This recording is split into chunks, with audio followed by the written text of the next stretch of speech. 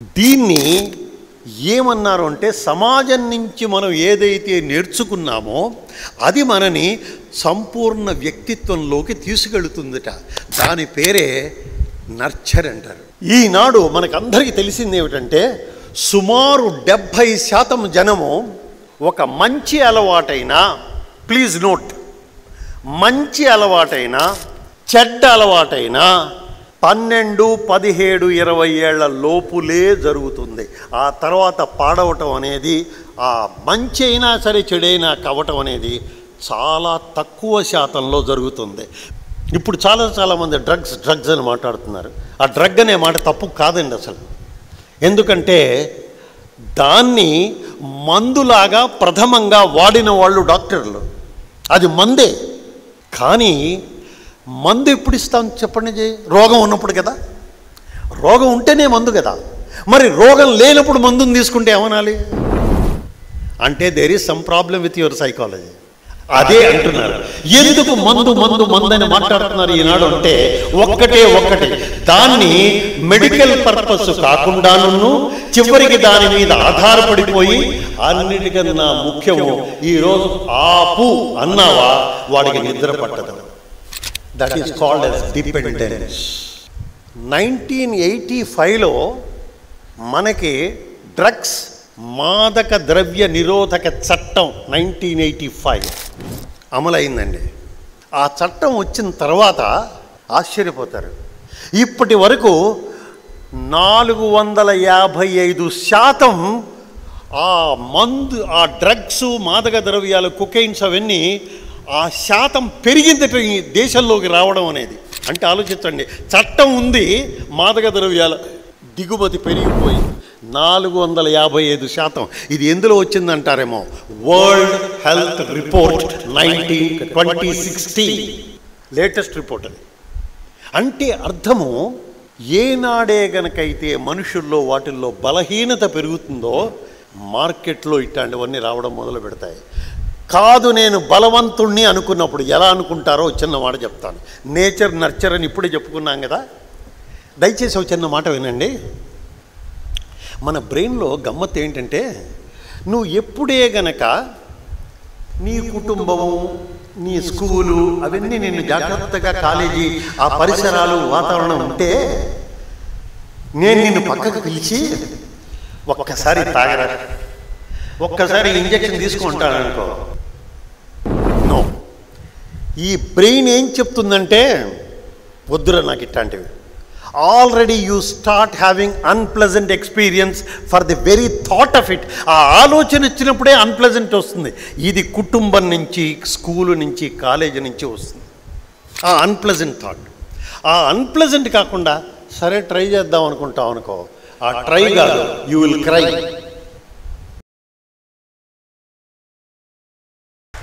దాని పేరే కాన్ఫిడెన్స్.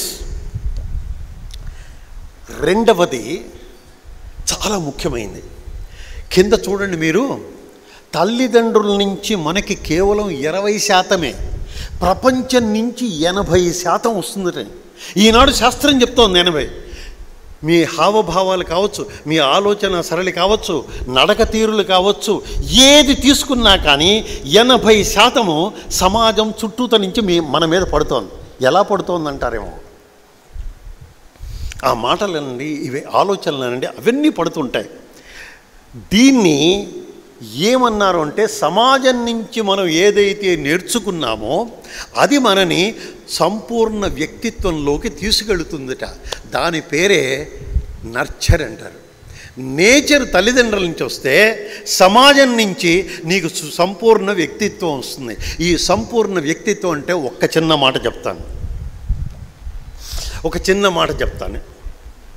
ఏమిటంటే ఇది ఎవరికి వాళ్ళే. నేను చెప్పేటువంటి ఎగ్జాంపుల్ని జాగ్రత్తగా పరిశీలించండి, మీకు తెలుస్తుంది నేను ఏ స్థాయిలో ఉన్నానని మీకు మీరే విశ్లేషణ చేసుకోవచ్చు. ఈ చదువు ఏ నేచర్ నుంచి, తల్లిదండ్రులు నిన్ను స్కూలుకు పంపించి స్కూల్లోనూ అధ్యాపకులు అందరి దగ్గర నుంచి నేను నేర్చుకున్నదే గనక చూస్తే ఏమిటి, ఒక్కటి ఆలోచించాల్సింది ఏంటంటే, ఒకసారిట ఒక పెద్ద శిల్పి కృష్ణ విగ్రహాన్ని ఒక రాతిలో చెక్కుతూ ఉన్నట్ట. చాలా అద్భుతమైన శిల్పం వస్తోంది. ఆ కృష్ణ విగ్రహాన్ని చూసి ఒక పర్యాటకుడు అంటాడు, అయ్యా నేను కృష్ణుని చూడలేదు, ఎంత అద్భుతమైనటువంటి శిల్పం మీరు చాలా మహాశిల్పి అంటాడు. ఆ శిల్పి అంటాడు, నేను గొప్ప శిల్పిని కాదు సార్ అంటాడు. అదేమిటి, ఇంత చక్కటి శిల్పాన్ని తయారు చేసి మా ముందు పెట్టి నువ్వు మంచి గొప్ప శిల్పివిని కాదంటావేంటి, నువ్వు మహాశిల్పివి నా దృష్టిలో. కాదు సార్, ఎందుకన్నావు నువ్వు గొప్ప శిల్పివి కాదని? అతను అన్న మాట దయచేసి వినండి. అదే గనక మీరు గుండెల్లో ముద్రించుకుంటే ఈ క్షణమే మీరు సంపూర్ణ వ్యక్తిత్వంతో పైకి వస్తారు. ఏమంటా అంటే శిల్పి, అయ్యా సార్, ఈ రాతిలో కృష్ణుడు ముందే ఉన్నాడు సార్, నేను అనవసరమైన ముక్కల్ని మాత్రమే తీసేశాను.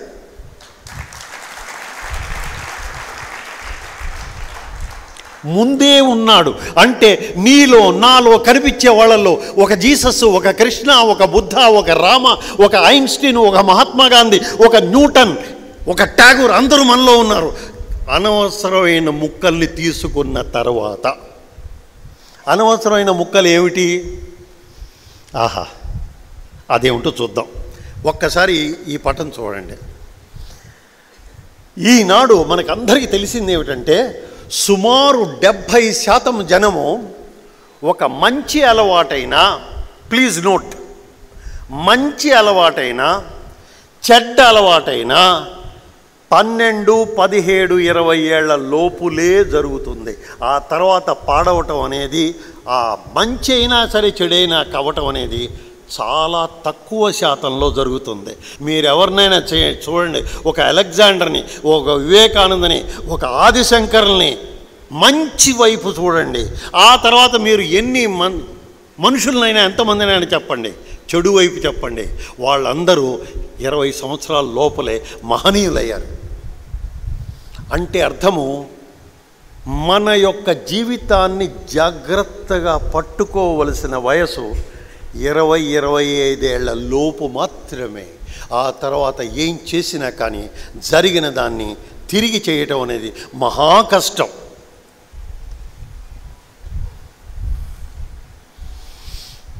ఇప్పుడు చాలామంది డ్రగ్స్ అని మాట్లాడుతున్నారు.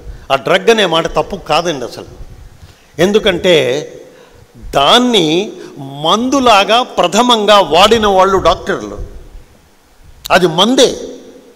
కానీ మందు ఎప్పుడు ఇస్తాం చెప్పండి? రోగం ఉన్నప్పుడు కదా. రోగం ఉంటేనే మందు కదా. మరి రోగం లేనప్పుడు మందుని తీసుకుంటే ఏమనాలి? అంటే there is some problem with your psychology. అదే అంటున్నారు. ఎందుకు మందు అని మాట్లాడుతున్నారు ఈనాడు అంటే, ఒక్కటి దాన్ని మెడికల్ పర్పస్ కాకుండాను చివరికి దాని మీద ఆధారపడిపోయి, అన్నిటికన్నా ముఖ్యము ఈరోజు ఆపు అన్నావా వాడికి నిద్ర పట్టదు. That is called as dependence. ఇప్పుడు ఒక్కసారి మీరే అడగచ్చు నన్ను ప్రశ్న, ఏమండి ఇంతమంది అన్నారు, ఇప్పుడు టీవీలో కనిపిస్తున్నాయి, ఇవి కనిపిస్తున్నాయి, అవి ప్రపంచవ్యాప్తంగా ఒక చిన్న మాట మీకు ప్రస్తావన చేయవలసిన అవసరం ఎంతైనా ఉంది. ఏమిటి ఆ చిన్న మాట అంటే,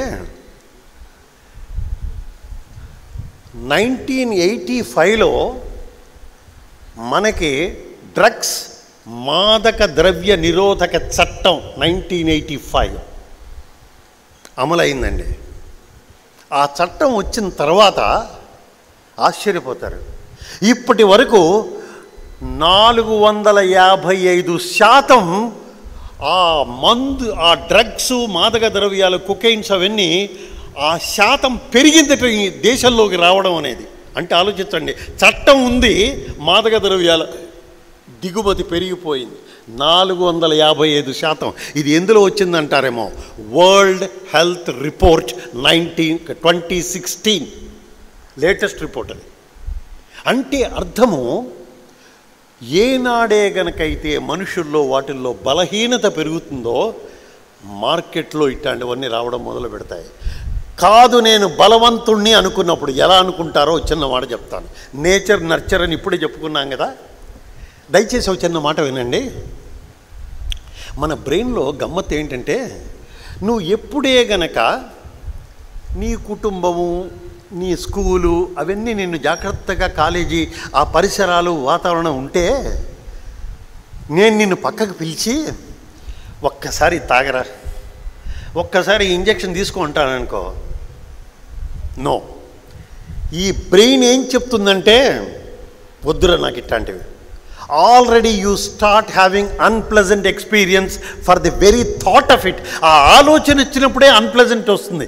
ఇది కుటుంబం నుంచి, స్కూలు నుంచి, కాలేజీ నుంచి వస్తుంది ఆ అన్ప్లెజెంట్ థాట్. ఆ అన్ప్లెజెంట్ కాకుండా సరే ట్రై చేద్దాం అనుకుంటాం అనుకో, ఆ ట్రై కాదు, you will cry. There is no try there. ఎందుకు ఇలా జరుగుతోంది? నేను నాగేశ్వరరావుతో చెప్పాను, నేను మెడికల్ మ్యాన్ అవటం మూలాన ఈసారి ప్రసంగం కొద్దిగా నేను పక్కకి జీవితానికి ఉపయోగపడేది ఒకటి చెప్తానని. ఎందుకు చెప్తున్నానో వినండి మీరు. 25-30 ఏళ్ళు సిగరెట్ తాగితే నీకు ఊపిరితిత్తులు దెబ్బతింటాయి, హార్ట్ దెబ్బతింటుంది, క్యాన్సర్ రావడానికి స్కోప్ ఉంది, అల్పాయుషుడు అవుతాయి. ఎవరన్నా ఎక్కువ కాలం బ్రతుకుదామని అనుకుంటుంటారు, కానీ తెలిసి కాలాన్ని, జీవితాన్ని చంపుకుంటారా ఎవరన్నా? ఒక్కసారి ఆలోచించండి. ఒకటి, ఏదే గనక నీ ఆయుష్ని, నీ ఆనందాన్ని అన్నిటినీ హరిస్తుందో దాని వెనకాల పడ్డం వివేకం అంటారా? ఒక్కసారి ఆలోచించండి. Think once. పీర్ ప్రెషర్, చుట్టూతో అందరూ తాగుతారు. ఇక్కడ స్వవిషయం అనుకోకుండా ఉంటే ఒక చిన్న మాట చెప్తాను. అది నాకు ఈనాటికి అదొక భగవద్గీత లాంటిది. స్వవిషయం చాలా పర్సనల్. నేను ఏ వేదిక మీద చెప్పాలా, ప్రస్తుతం మీకు చెప్తున్నాను. ఏమిటది? All India institute of medical సైన్స్కి నేను వెళ్తున్నప్పుడు, జస్ట్ ఐ వాజ్ 22. వెళ్తూ ఉన్నప్పుడు మా నాన్నగారు పిలిచారు. ఒరే రారా అన్నారు. మా నాన్నగారు he worked with sir C V Raman. కూర్చోరా అన్నారు. ఏమిటి నాన్నగారు చెప్పండి అన్న. ఇప్పుడు నువ్వు పెద్ద ప్రపంచంలోకి వెళ్తున్నావురా అన్నారు. అవును నాన్నగారు, ఫస్ట్ టైం నేను ఊరు వదిలిపెట్టి ఒక్క పెద్ద సిటీలోకి, క్యాపిటల్ సిటీలోకి వెళ్ళటం, పెద్ద ఇన్స్టిట్యూట్లోకి వెళ్ళటం. అవునండి అని. నేను ఒక్క మాట చెప్తాను, జ్ఞాపకం పెట్టుకోరా జీవితాంతం అన్నారు. మీరు నిజంగా మా నాన్నగారు చెప్పింది మా నాన్నగారు మీ నాన్నగారు అనుకున్నట్లయితే ఏ విధంగా నాకు అది భగవద్గీత వాక్యం అయిందో మీకు కూడా అదే భగవద్గీత అవుతుంది. ఏమన్నారో వినండి. ఒరే నాన్న, నేను సిగరెట్ తాగను అంటే గొప్పతనం కాదురా, అందరూ తాగుతున్నా నువ్వు తాగకుండా ఉండటం. నేను ఆల్కహాలు, విస్కీ ఇట్లాంటివి తాగను అంటాం గొప్పతనం కాదు, అందరూ తాగినా నువ్వు తాగకుండా ఉండటం. చుట్టూతా ఉన్న వాళ్ళందరూ నాన్ వెజిటేరియన్ తిన్నా వాళ్ళందరి మధ్యలో కూర్చొని నువ్వు వెజిటేరియన్లా బతకటం, అది గొప్పతనం. మీరు నమ్మండి, నమ్మకపోండి, ఇప్పటికి 3వ వంతు ప్రపంచాన్ని చూశాను. ఇటు టోక్యో నుంచి అటు శాన్ ఫ్రాన్సిస్కో దాకా ఒక్క లెమన్ జ్యూస్ తప్ప ఇంత మటుకు ఏది తాగలేదు. నేను గొప్పతనంలా చెప్పట్లేదు, తండ్రి గారు ఇచ్చినటువంటి ముద్రలు. మీరు ముద్రలే గనక వేసుకుంటే వీడు తాగాడు, వాడు తాగాడు, వీడు డ్రగ్గు, వాడు డ్రగ్గు, వాడు ఇంజెక్షన్, అరే వాడెవడో జీవితాన్ని పాడు చేసుకుంటే నువ్వు పాడు చేసుకుంటావా? మిత్రులారా, ప్లీజ్ అండర్స్టాండ్. ఒక లివరు చెడిపోయింది అంటే దానికి ట్రాన్స్ప్లాంట్ చెయ్యాలి అంటే సుమారు ఈనాడు 50 నుంచి 60 లక్షలు. అదైనా నీకు పూర్తిగా బ్రతుకుతావని గ్యారంటీ ఇవ్వదు. అంటే చేతులార చేసుకోవటం. ఇప్పుడు మా హాస్పిటల్లో జరిగేది ట్రాన్స్ప్లాంట్స్ కాబట్టి నేను ఎదురుగా రోజు చూస్తుంటా కాబట్టి చెప్తున్నా. Please understand that. ఎవరో పక్క వాళ్ళు ప్రెషరైజ్ చేస్తున్నారని దయచేసి చెయ్యకండి. అది నిజమైన విద్య నీకేం ఇవ్వాలి? ఒక స్ట్రెంగ్త్ ఇవ్వాలి, ఒక కాన్ఫిడెన్స్ ఇవ్వాలి. నేను మనిషిని, నా వ్యక్తిత్వం ఉన్నదని చెప్పుకోవాలి. ఈ పర్సనాలిటీ డెవలప్మెంట్ దేనికి? నేను నిలబడగలను నా శక్తియుక్తుల మీద. ఎటువంటి దాంట్లో ఎన్ని ఉపద్రవాలు వచ్చినా, ఎన్ని తుఫాన్లు వచ్చినా సరే నేను ఇలా నిలబడతాను. అది అనుకోవటమే నిజమైన వ్యక్తిత్వం. So my dear friends, peer pressure అనకండి. రెండవది రిలీఫ్ ఆఫ్ స్ట్రెస్ అనుకుంటారండి. రిలీఫ్ ఆఫ్ స్ట్రెస్ అనుకుంటారు. ఏమి స్ట్రెస్? ఒక్క మాట చెప్తాను మీకు, స్ట్రెస్ లేకపోతే జీవితమే లేదు నా దృష్టిలో. Do not use the word stress. ఎందుకంటారేమో, ఎందుకంటే మెడికల్ ప్రొఫెషన్లో ఉన్నాను కాబట్టి చెప్తున్నాను. మీరు ఎప్పుడైనా ఈసీజీ గ్రాఫ్ చూశారు కదా? ఈసీజీ గ్రాఫ్లో ఒక పైకి కరువు, ఒక కిందకి కరువు, పైకి కరువు, కిందకి కరువు వెళ్తుంటుంది. అంటే ఆటుపోట్లంటేనే లైఫ్. పైకి వెళ్ళటం, కిందకి వెళ్ళటం, ఆ విధంగా లేక ఒకటే స్ట్రెయిట్ లైన్లా ఉంటే the person is dead. That is ECG. అంటే నేను ఒక్కలాగే ఉండాలి అంటే యు ఆర్ డెడ్. ఆటు ఉండాలి, పోటు ఉండాలి, అప్పుడే ఛాలెంజ్ అది. రెండవ మాట మీకు తెలుసా? అసలు స్ట్రెస్లో చిన్న మాట చెప్తాను, ఎక్కువ చెప్పను. ఎప్పుడైనా మీరు వీణ కానీ వయలిన్ కానీ ఏమన్నా కన్సర్ట్స్ చూసే ఉంటారు కదా. వాడు మొట్టమొదటి ఏం చేస్తాడు? వయలిన్ కానీ వీణ కానీ ముందు స్ట్రింగ్ని ఇట్లా చూస్తుంటాడు, కొద్దిగా టైట్ చేస్తుంటాడు, ఇట్లా అంటుంటాడు. ఎంత దాకా టైట్ చేస్తా అంటే సరైన స్వరం వచ్చేదాకా చేస్తాడు. ఎక్కువ చేస్తే తెగిపోతుంది, తక్కువ చేస్తే స్వరం రాదు. అంటే కరెక్ట్ టెన్షన్ అనమాట. అది పెట్టి ఎంత చక్కటి పాట వాయిస్తాడు. అలాగా మనలో ఉన్న శక్తియుక్తులు, ఆ స్ట్రింగ్స్ అవన్నీ కరెక్ట్ టెన్షన్లో ఉండాలి. కానీ instrument should be in tense, but not the singer. వాయించేవాడు ఎప్పుడూ టెన్షన్లో ఉండకూడదు. వాడు టెన్షన్లో ఉంటే ఇక వాయించేదేంటి? The person who is playing sitar or anything, he will be enjoying it. అలాగా లోపల ఉన్న నరములవన్నీ అన్నీ ఎంత చక్కటి ప్రెషర్తో ఉన్నా you will be smiling and enjoying the life. That is the true spirit, no stress. Next ఏంటంటే, కొంతమంది అనుకుంటుంటారు అది అపోహ. ఇంక్రీజ్డ్ ఎనర్జీ అండి కాస్త తాగితే, కాస్త సిగరెట్ తాగితే, కాస్త డ్రగ్ లాంటిది ఏమైనా వేసుకుంటే. ఇది చాలా అపోహ. ఇందులో జరిగేది ఏమిటంటే, ఆ తాత్కాలికమైన గంటన్నర 2 గంటలు ఒక్కసారి నీకు అలా గుప్పుమని వస్తుంది, ఒక్కసారి టక్కని పడుతుంది. అప్పుడు ఏమనిపిస్తుంది? పడిపోయినప్పుడు మళ్ళా తాగితే బాగుండు. ఆ విష సర్కిల్లో పడిపోతాం. కొంతమంది టు రిలీవ్ పెయిన్, సామాన్యంగా రిలీవ్ పెయిన్ అనేది డాక్టర్స్ చేయటం మూలానే. మీరు తెలుసో తెలీదో, సివియర్ హార్ట్ అటాక్, ఆఖరి స్టేజ్ క్యాన్సర్లో పెయిన్ కోసమని మేమే మార్ఫియా ఇస్తాం, లేకపోతే భరించలేడు పేషెంట్. చివరికి ఏమవుతుందంటే, వాడికి పెయిన్ తగ్గిందని తలకాయ నొప్పి కూడా మార్ఫియాని మొదలు పెడుతున్నారు. అది సమస్య. No, never. ఏదే గనక అలవాటు తీసుకొస్తుందో, మీకు మహాత్మా గాంధీ గారు అన్న చక్కటి మాట చెప్తాను. ఇప్పుడు August 15th దరిదాపుల్లో ఉన్నాం కాబట్టి ఆయన ఏమన్నారో తెలుసండి? Your beliefs becomes your thoughts, your thoughts becomes your actions, your actions becomes your character, your habit, your habit becomes your character, your character becomes your destiny అన్నాడు. అంటే బిలీఫ్తో మొదలు పెట్టాలి. ఇది నాకు మంచిది అనే బిలీఫ్, అప్పుడే యాక్షన్ వస్తుంది, అప్పుడే థాట్ వస్తుంది, అప్పుడే క్యారెక్టర్ వస్తుంది. First belief. All right. ఇప్పుడు 3 ప్రశ్నలు. ఆల్ రైట్ అండి, నా ఫ్రెండ్ ఎవడో ఏదో వాడుతున్నాడు, వాడు సమస్యలో ఉన్నాడు, వాడి వల్ల ఏం ప్రయోజనం సార్? వాడేదో తాను తీసుకుంటాడు, తాను ఏదో నిద్రమత్తుగా పడుంటాడు, మనకి సమస్య ఉంది సార్. తాగినవాడు కానీ లేకపోతే మందులు తీసుకున్నవాడు కానీ ఓ మూల పడుంటాడు, ఏముంది సార్ అందులో అని మీరు అనొచ్చు. దానివల్ల 3 సమస్యలు ఉంటాయండి. ఒకటి సమాజానికి, ఒకటి వ్యక్తికి, మూడవది కుటుంబానికి. ఏమిటి ఆ సమస్యలు? వ్యక్తి ఏమవుతాడో తెలుసా అండి? ఇప్పుడు మీరు చదివే ఉంటారు పేపర్లోనే, చెప్పను. ఒక అమ్మాయి ఏదో పుచ్చుకోవటం అలవాటైపోయింది. పుచ్చుకోవటం అలవాటయ్యే అమ్మాయి, పేపర్లో చదివే ఉంటారు మీరు, మొన్న పడ్డది. తనకి అమ్మా నాన్న చేయించిన గొలుసు అమ్మేసింది. ఏమమ్మా గొలుసు ఏమైంది అని అడిగితే, నిజం దాచడం కష్టం కదా అలాంటిది. ఏమైపోయిందంటే, జారిపోయింది నాన్న అందుట. తర్వాత తండ్రికి తెలిసింది అది అమ్ముకొని మందులు వాడిందని. ఎంత దౌర్భాగ్యం! That means you have become a liar, you become a thief and you become a criminal. ఎంతమంది చిన్న చిన్న వాటికి ఆ మందులకి డబ్బు చాలక ఇది చేయక తల్లిదండ్రులను చంపి సోదరులను చంపి ఎంత దారుణం చేస్తారో మీరు చెప్పడం.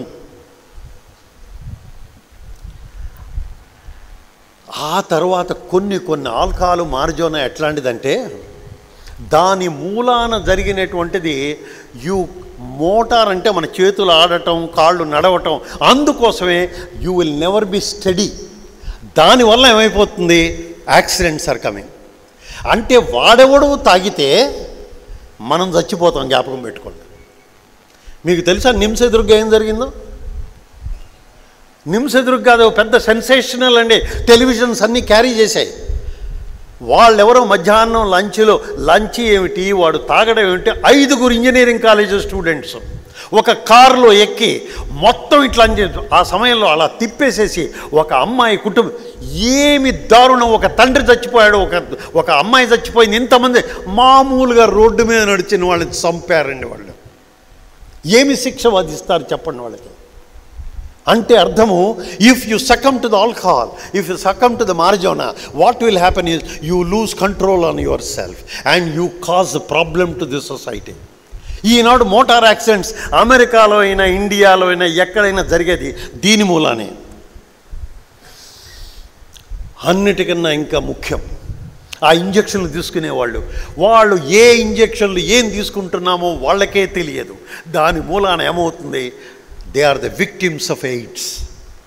ఇంతకు మించి అంటే నువ్వు ఏదో ఒక ప్లెజర్ అని, ఏదో హ్యాపీనెస్ అనుకొని ఏదో చేస్తున్నావు, నీకు జరిగేది వేరొకటి. అన్నిటికన్నా ఇంకా ముఖ్యం, ఇంటికి వచ్చి భార్యాభర్తలు, కుటుంబంలో బిడ్డలు, అన్నదమ్ములు, తల్లిదండ్రులు అందరితో కొట్లాటండి. అమెరికా లాంటి దేశంలో అయితే దీని మూలాన చాలా డైవోర్సులు జరుగుతాయి. అంటే అర్థము, you lose your control and you lose your family, you lose your society, you lose everything. Society మీద ఏమి సమస్యలు మీరు అంటారేమో. ఎందుకంటే నేను ఇప్పుడు ఒక ఆర్గనైజేషన్కి హెడ్గా ఉండి నేను చూస్తున్నాను, ఎవరెవరైతే యాబ్సెంటీస్ ఉన్నారో, ఎవరెవరు నెలలో ఎన్ని రోజులు సెలవు పెట్టారు, ఎందుకు కారణాలు, ఇవన్నీ ఆలోచిస్తుంటే లోతుల్లోకి వెళ్తుంటే inefficiency, absenteeism is because of the drugs. అంటే అర్థము, నువ్వు ఉన్న ప్రాణాన నీ శరీరాన్ని దగ్ధం చేసుకోవటమే కాకుండా పని సరిగా చెయ్యవు, విపరీతమైనటువంటి సెలవులు పెడుతుంటావు, ఆరోగ్యం పాడు చేస్తావు. Society is gone, family is gone, you are gone, your work is gone. ఇంకా ఏమి సంతోషము, ఏమి ఆనందము. దయచేసి మీరు చూడండి, ఒక స్కూల్కి అందుకనే మొన్న ఒక స్కూల్లో మాట్లాడుతూ ఒక మాట అన్నాను. మీకు ఒక ఉపాధ్యాయుడు అడిగిన ప్రశ్న కూడా మీకు త్వరలో చెప్తాను 2-3 నిమిషాల్లో. ఒక స్కూల్లోకి నేను టీచర్స్ని అడిగాను, తల్లిదండ్రులను అడిగాను, ఏమండి రోజు పిల్లల కళ్ళల్లో చూసి మీరు పాఠాలు చెప్తారా? తల్లిదండ్రులను అడిగాను, రోజు ఇంటికి వచ్చిన బిడ్డల్ని కళ్ళల్లో చూసి మీరు మాట్లాడతారా? వాళ్ళతో సమయం గడుపుతారా? పిల్లవాడు ఏదో విధమైనటువంటి దానికి బానిస అయినప్పుడు మీకు తెలియదా మీ పిల్లవాడి గురించి? ఒక టీచర్కి తెలియదా? తెలియదు, నా పిల్లల్ని నేను చూడటం లేదంటే అది అధ్వాన్నపు స్కూలు, వాళ్ళు టీచర్స్ కాదు. There is no point in trying to be a teacher when you do not know how to look into the eyes of your own children. ఒక తల్లిదండ్రులు కూడా ఇంటికి వచ్చిన పిల్లవాడి కళ్ళల్లో చూడరా? వాళ్ళు ఎలా ఉన్నాడో వాడి బిహేవియర్ తెలీదా? ఇంట్లో డ్రాయర్లో పెట్టిన డబ్బు మాయం అవుతుంటే తెలియట్లేదా? ఏమి తెలియదు. అలా చేసుకునే ధృతరాష్ట్రుల తల్లిదండ్రులు అవుతున్నారు ఈనాడు. అన్నిటికన్నా ఇంకో ముఖ్యమైనది ఏంటంటే, అదేదో అంటుంటారే, పెద్దానికి స్నేహితులు ఉంటారు, చెడు అలవాట్లకు కూడా స్నేహితులు ఉంటాయి. తాగేవాడికి స్మోకింగ్ హ్యాబిట్ ఉంటుంది, స్మోక్ చేసేవాడికి వీడన్నీ ఇంకోటి ఏదో ఉంటుంది. ఈ కలిపి ఉన్న దాంట్లో మీరు టీవీ సీరియల్స్లో చూస్తుంటారు కదా, ఆ రెండు కలిపించిన తర్వాత వాడు ఏదో హత్య చేయటం ఏదో చేస్తుంటాడు. దానివల్ల మనకి మెసేజ్ ఏమొస్తుంది అంటే, ఆ రెండు తోడు దొంగలని. ఆవిడ సిగరెట్ తాగటం, మందు తాగటం, హత్య చేయటం, ఇది ఒక సిస్టమ్. ఒక్కసారి ఆలోచించండి. ఫ్రెండ్స్, రిమెంబర్, ఇట్లాంటి వాటిల్లో prevention is better. There is no point in. ఏమిటి ప్రివెన్షన్?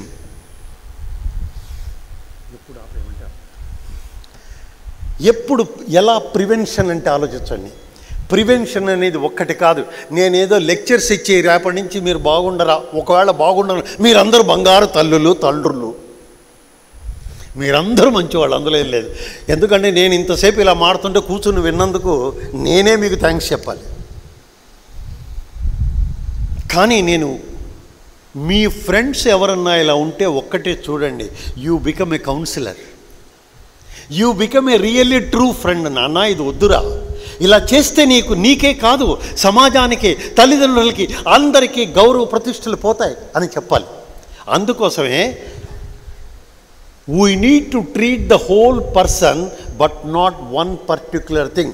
ఏదో ఒక చోట పెట్టి ఒక దాంట్లో అడ్మిట్ చేసి ఏవో మందులు ఇస్తే తగ్గుతాయనుకోవటం శుద్ధ భ్రమ. He needs counselling, behavioural therapies అంటారు. He needs medical aid and also a good full recovery is a challenge, but it is possible. ఈ పాసిబుల్ దాంట్లో చిన్నటువంటి మనుషుల్లో ఇందాక మిత్రులు కూడా చెప్పారు ఎమోషన్స్ అని. మనకి 4 కోణాలు. ఏమిటి 4 కోణాలంటే, ఒకటి జ్ఞాపకం పెట్టుకోండి, భౌతిక కోణము, మానసిక కోణము, వైజ్ఞానిక కోణము, ఆధ్యాత్మిక కోణము.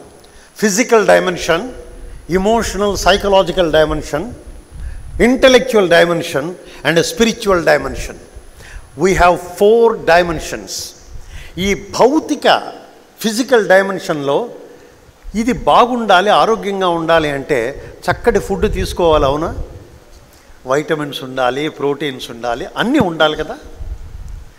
మరి ఇమోషనల్ సైకలాజికల్ డైమెన్షన్కి ఫుడ్ ఏంటి? Have you ever thought of it? ఎక్కడికి వెళ్ళినా సరే న్యూట్రిషన్ మాట్లాడతారు. ఏమంటే మీకు బ్యాలెన్స్డ్ ఫుడ్ ఉండాలి, మిల్క్ తాగండి, ఎగ్స్ తినండి, ఇన్ని మాట్లాడుతుంటారు కదా. ఈ ఫిజికల్ డైమెన్షన్ కోసం I want to see who speaks of balance of psychological dimension. ఏమిటి బ్యాలెన్స్ ఆఫ్ సైకలాజికల్ డైమెన్షన్? ఒక్కటే బ్యాలెన్స్ అంటే చిన్న ఎగ్జాంపుల్ ఇస్తా. మీరు ఎప్పుడన్నా మన సర్కస్లో కావచ్చు, ఇప్పుడు సర్కస్లే పోయాయనుకోండి, వీధిలో ఒక్కొక్కళ్ళు ఆడుతుంటారు దొమ్మర ఆటలను, చూసారు లేదో? ఇటుపక్క ఒక చిన్న పోలును, ఇటుపక్క ఇంకో పోలు, మధ్యలో ఒక తాడు ఉంటుంది. వాడు తాడు మీద నడుస్తుంటాడు, వాడి చేతిలో ఒక చిన్న కర్ర ఉంటుంది, అట్లా నడిచెళ్తుంటాడు. ఈ మూల నుంచి ఆ మూలకి నడుస్తుంటే మనం అంతా నడుస్తుంటే చప్పట్లు కొడతాం. వాడిని ఎప్పుడన్నా గమనించారా? వాడేంటి, ఇటు రైట్ సైడ్ పడతాననుకుంటే టక్కని ఎడం పక్కకు వస్తాడు, ఎడం పక్క పడతానంటే కుడి పక్కకి, అలా చేసుకుంటూ దీన్ని ఆధారం చేసుకొని ఈ మూల నుంచి ఆ మూలకు వస్తాడు. Psychological dimension balance is same. నువ్వు ఒక పక్క పడిపోతుంటే క్విక్గా నో, ఓ ఫ్రెండ్ పిలుస్తాడు, అరే ఇవాళ ఇక్కడికి వెళ్దాం రాని, నో. అది ఇటుపక్క పడిపోయినప్పుడు అటుపక్కకి వెళ్ళాలి. అటుపక్క అంటే పర్వాలేదులే ఇవాళ ఇంట్లో ఉందామని, నో నేను కాలేజీకి వెళ్ళాలి. That is the balance of life. That is emotional balance. ఆ ఇమోషనల్ నుంచి ఇంటలెక్చువల్ బ్యాలెన్స్ ఏంటో తెలుసా? మొన్న ఒక పెద్ద ప్రొఫెసర్స్ సమావేశంలో చిన్న మాట చెప్పాను నేను. చూడండి, కొంతమంది వచ్చారు, కూర్చున్నారు, కొంతమంది ఆలస్యంగా వచ్చారు, కొంతమంది చివరిలో వెళ్ళారు. ఒకటే మాట చెప్తాను నేను, ఇంటలెక్చువల్ డైమెన్షన్ చెప్పవలసి వస్తుంది కాబట్టి. ఒక్కటి మీరు ఆలోచించండి, నేను చెప్పను రేపటి సంగతి, ఇప్పుడైనా ఆలోచించండి. 3 రోజులు ఇంపాక్ట్ ప్రోగ్రాం గంపా నాగేశ్వరరావు వరంగల్లో చేస్తున్నారు. మీరు వచ్చారు, కూర్చున్నారు. రోజుకి 5 గంటలు 6 గంటలు ఎంతన్నా కావచ్చు. కూర్చున్న మనిషికి ఏమనిపిస్తుంది? ఏం పొద్దు నుంచి సాయంకాలం దాకా మాట్లాడుతూనే ఉన్నారు, బయటికి వెళ్తే బాగుండు కదా అంట. మనసు ఇదే అంటుంది, చాలు కాసేపు బయటికి వెళ్దాం, కాసేపు కూల్ డ్రింకులు తాగుదాం, కాసేపు వాళ్ళు తిరిగి వద్దాం. ఏంటి పొద్దు నుంచి సాయంకాలంగా ఒకళ్ళు వింటే ఒకళ్ళు తినకపోతే ఇవన్నీ అనిపిస్తుంది మనసులో, అందులో ఏం లేదు. అందుకనే నేను వెళ్ళేవాళ్ళని కానీ కూర్చునే వాళ్ళని కానీ ఏమన్నాను, ఎందుకంటే అది మనసు గేమ్ కాబట్టి. కానీ ఇంటలెక్ట్ ఏముంటుందో తెలుసండి, నాగేశ్వరరావు ఎంత తాపత్రయపడి ఎన్ని నెలలు చేస్తే 3 రోజులు ఇంతమందిని తీసుకొచ్చి మాట్లాడిస్తున్నారు ఆయన.